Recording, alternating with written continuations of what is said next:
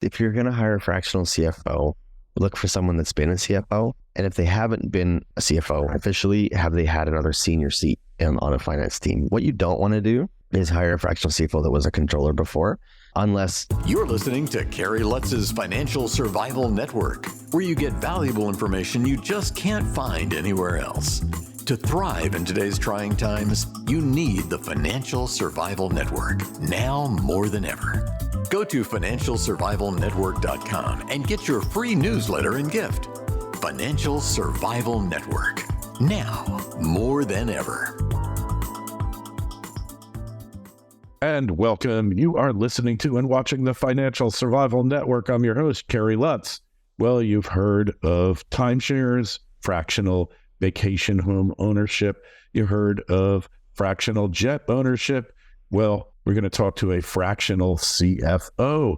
Matt Putra is with us now. Matt, hey, welcome to the show.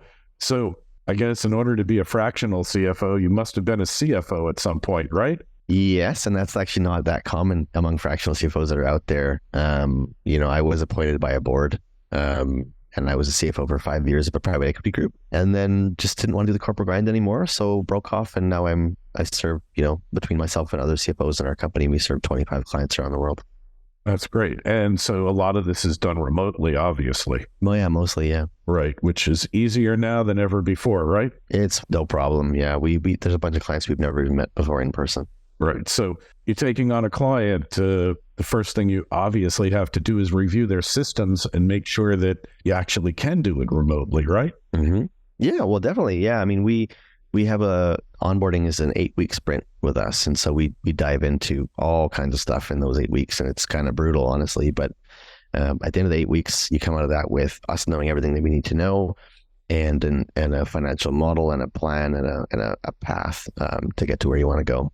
Right. So obviously it's complicated, right? We're dealing with finance, all that. Mm-hmm. What kind of things can you bring to a company that was considering hiring their own CEO or rather CFO? Mm-hmm. What's the advantage of working fractionally? Yeah, there's a couple of advantages. I mean, obviously one's cost, right? So, to get a proper CFO, you're looking multi-six figures, 200,000 minimum a year.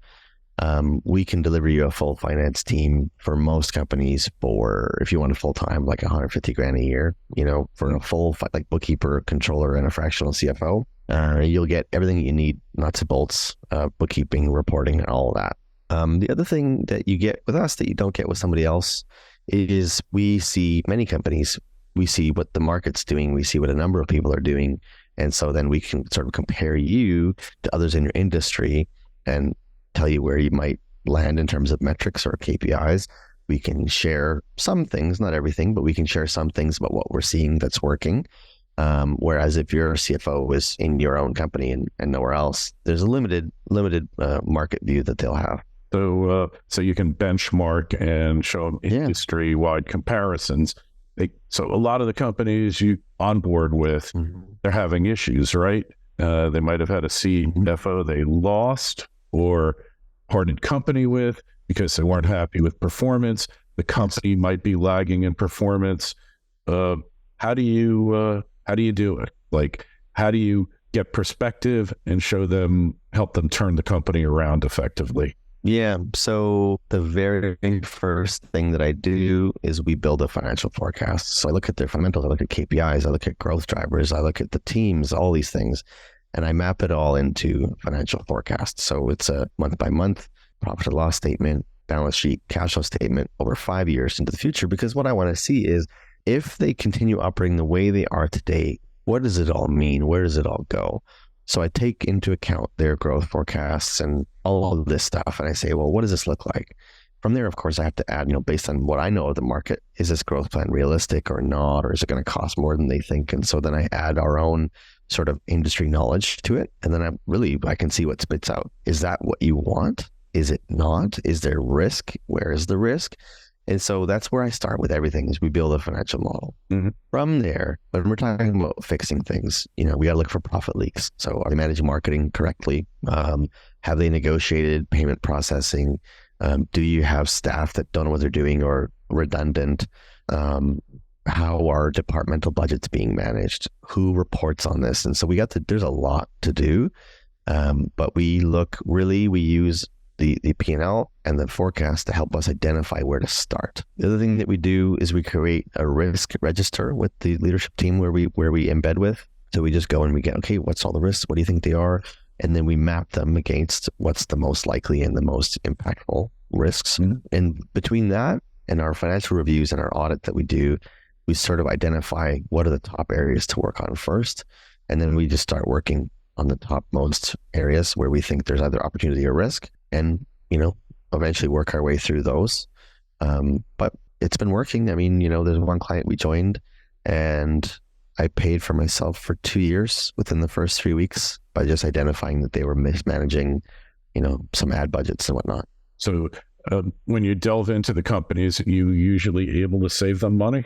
Yeah, if you're big enough, if you're over 5 million, usually we'll pay for ourselves in like dollars and cents. And I mean, there's always intangible things like the peace of mind knowing that, you can get to where you want to go. But typically, if you're big enough, we'll pay for ourselves many times over. That's very cool. Hey, and so you're dealing with turnarounds mostly, or what types of companies are you dealing with?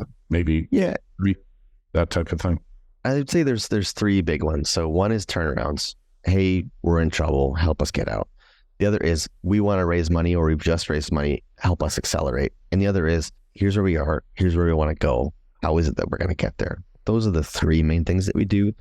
I mean, the through line for all of that is people want to make big moves for some reason. That's what we're excited about. That's what we like. But I mean, we joined somebody who had lost $700,000 a year for the prior 2 years. So now they're going to make $700,000 profit this year. So, turnarounds are fun. So is growth. Yeah. Yeah. So industry, do you have particular industries that you favor? Yeah. Our big ones right now are sort of e-commerce is a big one, SaaS, and then clean tech and green tech. So we just kind of know how to navigate those quite well. And in the future, what we're doing is we're adding other CFOs with other specialties so that we can sort of serve others in different markets. Interesting. So if somebody is listening to you now who's really considering this type of fractional setup, whether it's fractional CEO, I've seen them, and controller, whatever it is, what advice would you give them and how you pick the appropriate partner? Because it really is a partnership rather than anything else. Yeah. So, I mean, the big one is if you're going to hire a fractional CFO, look for someone that's been a CFO. And if they haven't been a CFO officially, have they had another senior seat on a finance team? What you don't want to do is hire a fractional CFO that was a controller before, unless that's all you really need is a controller, right? But if you're looking for fundraising, debt arrangements, supplier negotiations, all these things, you want to find someone that's kind of been there, done that. If you're going to hire a fractional CFO, you're not going to hire a accounting firm CPA.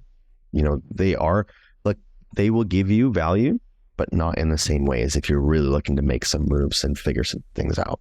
Yeah. From there, go ahead. Sorry. I was going to say, so it's important to realize that you're not just bean counters here, you actually your management.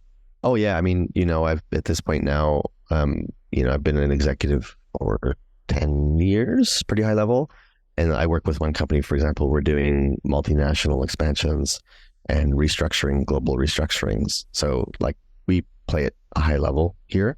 And because of that experience, we can help people navigate choppy waters, see the future. Like we've just seen a lot of mistakes. We've seen a lot of growth.